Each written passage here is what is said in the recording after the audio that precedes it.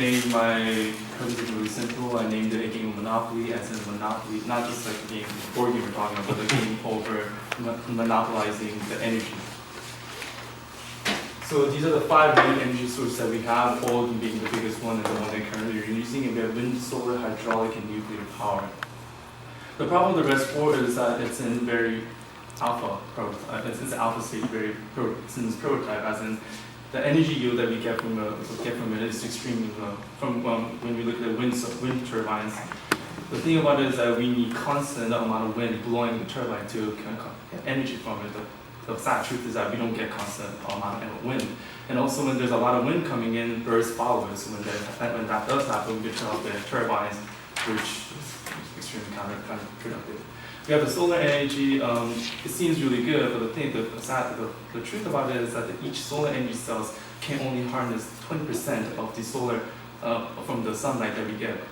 Really bad. And also the main cost of the solar panels are extremely costly. What am I talking about is, if we put that on the desert, we need someone to clean up all those panels with sand, dust, and everything, and fix it when there's a big sandstorm, etc.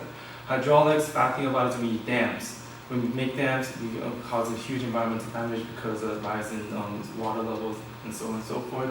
And nuclear energy is really effective and it's really good, but the bad thing is that humans are very afraid of it because we've seen examples of catastrophic failure in Hiroshima and Chernobyl.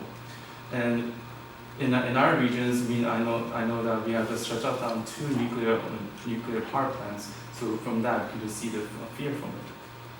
So that's the reason why we rely on oil. But the bad thing is that oil is slowly running out. We need these 4, and in the future, these 4 energy sources will eventually be very productive and become the new thing to run on. And this is where my question kicks in, and as in that when those new energy sources kick in, what will happen? And my thing is that will history repeat itself, as I'm talking about the Rockefeller. Back in the day, Rockefeller was the one who monopolized the oil company and created the Standard Oil Company.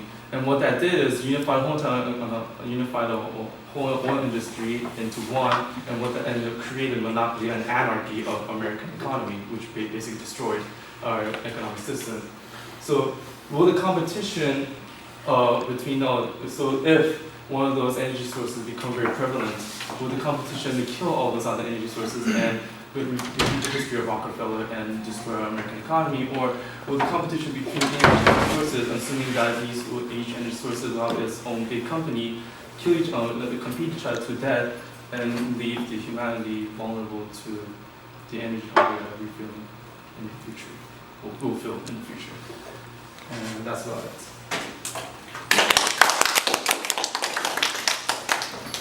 Because it's obvious we're going to run short of this thing very soon, the oil and stuff like that. And people are afraid of what's going to be the outcome if the nuclear power is built or whatever. Maybe because of what happened in Japan, in Hiroshima, people are so scared. So how can we weigh the advantages over the disadvantages and encourage people you don't need to be scared. Yeah, it's dangerous, but the advantages outweigh the disadvantages. Yeah. That's it. Okay, my question is, what is the future of sustainable alternative energy?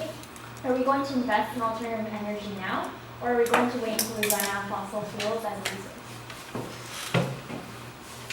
Okay, and as far as the college project goes, what exactly can we do? No, HIA project. Oh, sorry, HIA project. What can we do related to this topic? What specifically would we do? Older project, our service contraction project. Oh.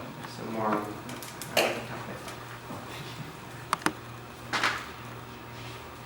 topic. How might we best promote fair competition in more rigorously developing renewable alternative energies without leading to monopolies or multinational corporate oligarchies? I like the way Stephanie put the question.